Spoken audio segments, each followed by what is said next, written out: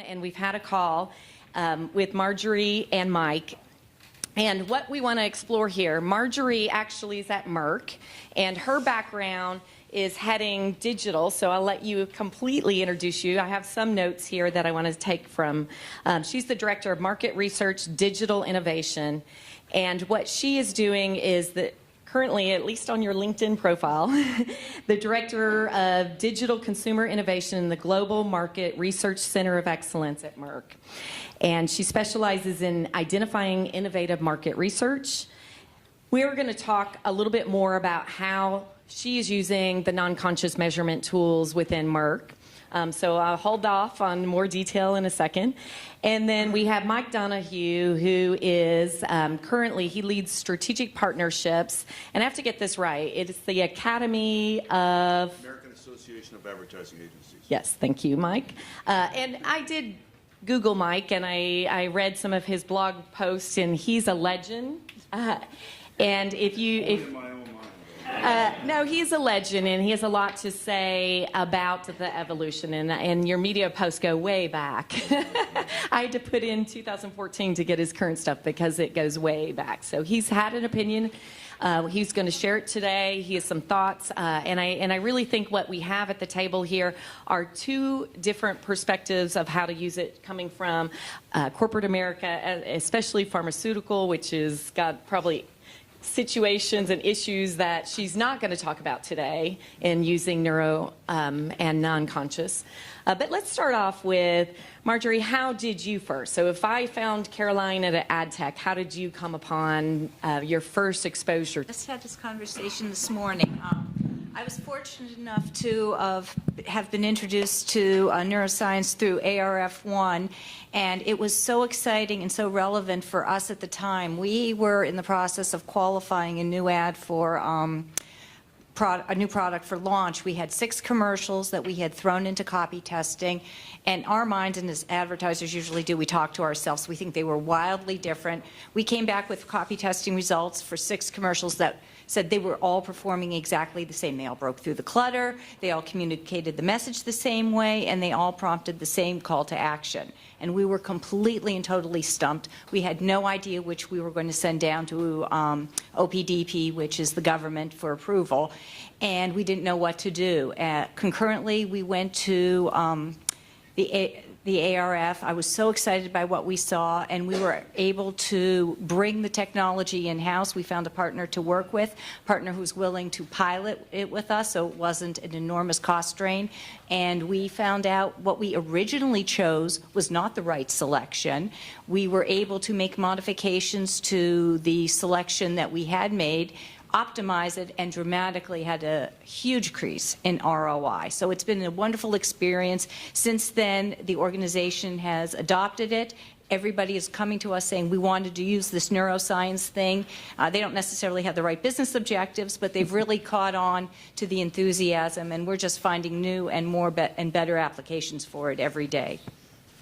So I want to go back. Mike, tell us your journey with neuroscience. Well, it started probably about 10 years ago. I'm the person at the 4As who always prosecutes the chairman's initiative. And Ken Case, who was then the CEO of DDB Worldwide, said, Donahue, we do great advertising at DDB, and most of it has a strong emotional response quotient, but we lose things through what he said, the tyranny of recall scores.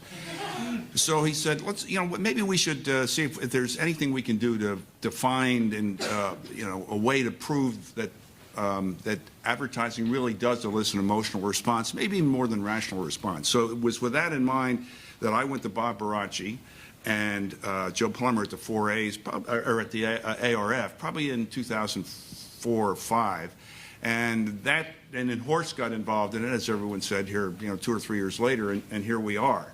So it was something that I always had a lot of passion for. I developed a creative brief that P&G and General Mills still use, which has a very important first question: what is the accepted consumer belief or feeling?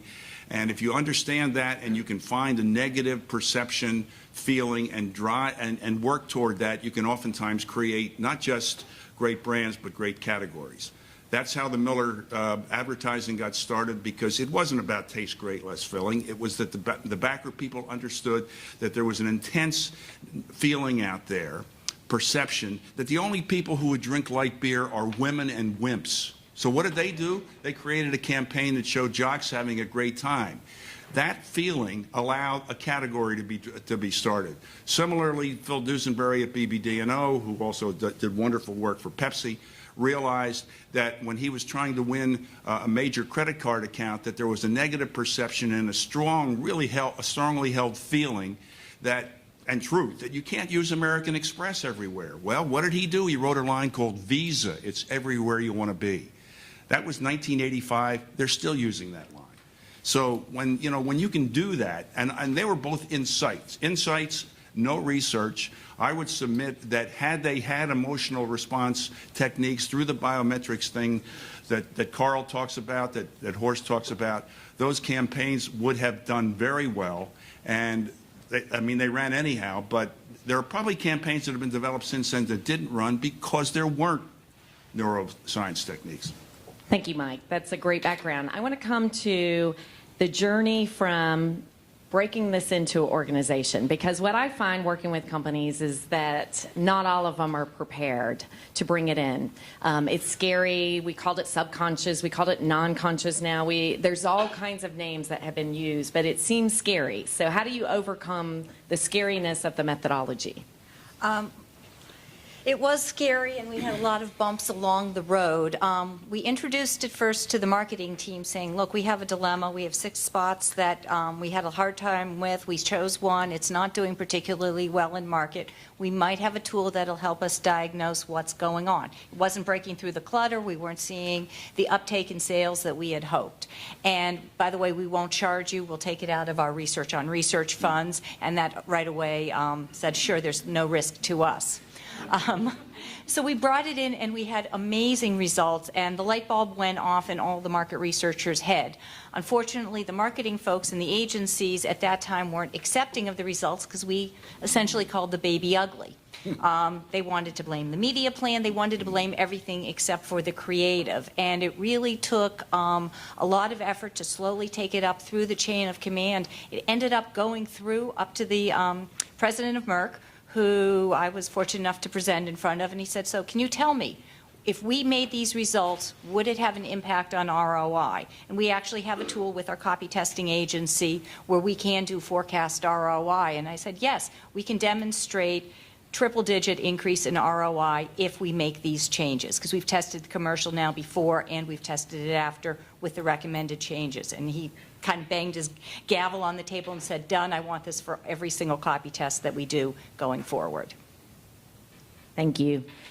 So, Mike, this part that she said about telling creatives that this is maybe not effective. So it might have delivered on many things, memorable, but hit an emotional chord that wasn't positive for a company. How do you navigate this new emerging technology and creative directors? Truthfully, with a lot of difficulty. The creative community, I think the most critical 4-letter word in the industry these days is data. The media companies know that. They understand it, they embrace it, and they monetize it. The creative agencies, unfortunately, are the senior creative people, with few exceptions, think that data is a bad 4-letter word. The data that comes out of emotional response is wonderful data.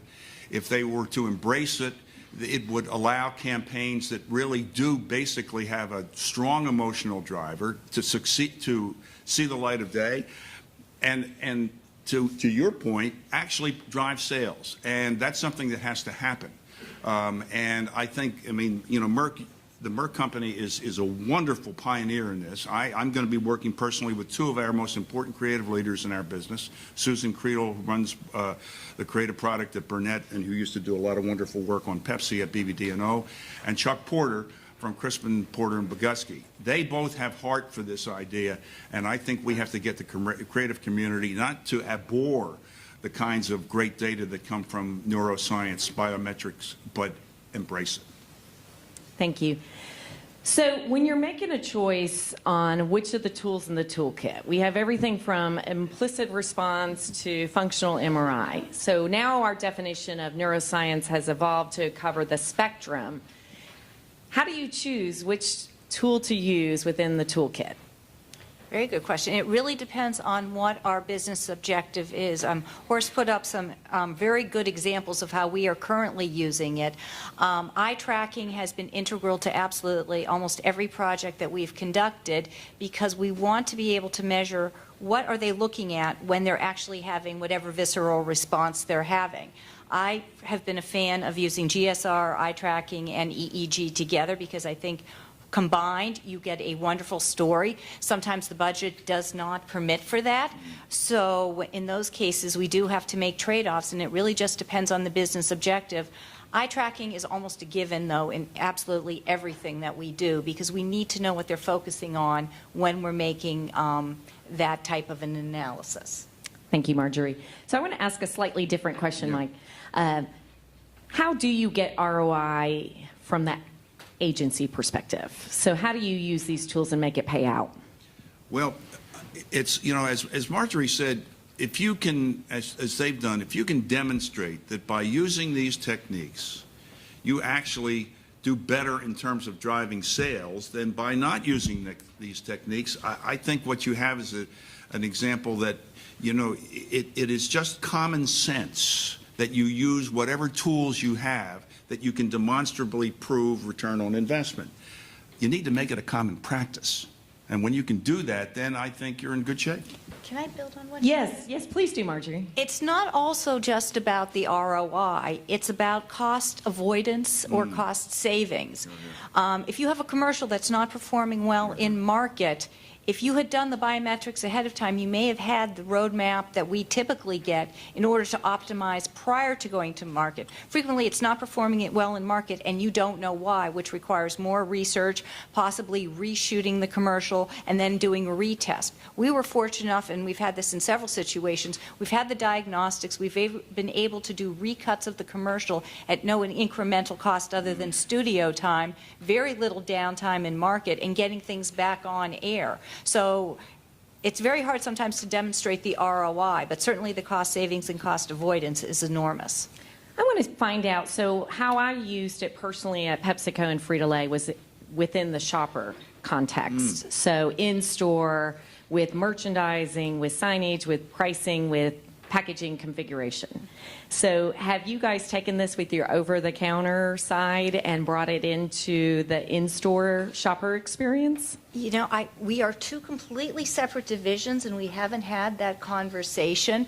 But what we are doing, which I think is exciting in a real-world situation, is we're actually trying now, and we're going to be doing some piloting of the detail experience. So what's going on in the doctor's brain when he's being detailed by the sales representative, and hopefully from the other end, what's the sales rep thinking while he's detailing the doctor? And this is still a work in progress, but we're really excited to see what the results will be. Yeah, I think that will be telling. So let's talk about ad compression, because I do believe, I've been in many of these conversations across the globe now, ad compression is the easiest way to get ROI, because you're taking the ineffective pieces and taking a 30-second ad to 15 seconds. Any thoughts around that compression side? Well, I think the most effective form of ad compression is something that no advertiser or agency likes to see, and that's the fast-forward mechanism. Because what happens is, and I don't know whether Horst said this or Carl said this earlier, but people do look at these ads as they're going through. And shame on any advertiser or especially agency that doesn't design a commercial so that when you're fast forwarding, which is the ultimate compression, you know what the brand is. Think of what Apple does all the time. When they were running the ad against the cool Apple guy and the nerdy IBM guy, you didn't even know, you didn't need to see the Apple logo. You knew what it was. When Target runs an ad, it's got a wonderful design that you see. That needs to happen. That's the ultimate compression, that you create advertising that actually, if anything, doesn't get impeded by fast forwarding, and maybe even does better in fast forwarding because the message is so fast. Completely agree with that, because I think what neuroscience does is it simplifies. It forces you to understand if you're using implicit response, what's your one word that you should take away from this ad or your brand? What are the 2 or 3 additional words if you had more? So I want to open up to questions. Any questions from the audience? Can we take one, or Steve, are we out of time, or yes? Okay. Well, I tell you what, we are around all day, so let's definitely look to our panelists to ask Marjorie and Mike questions on the break. Thank you so much. Thank you.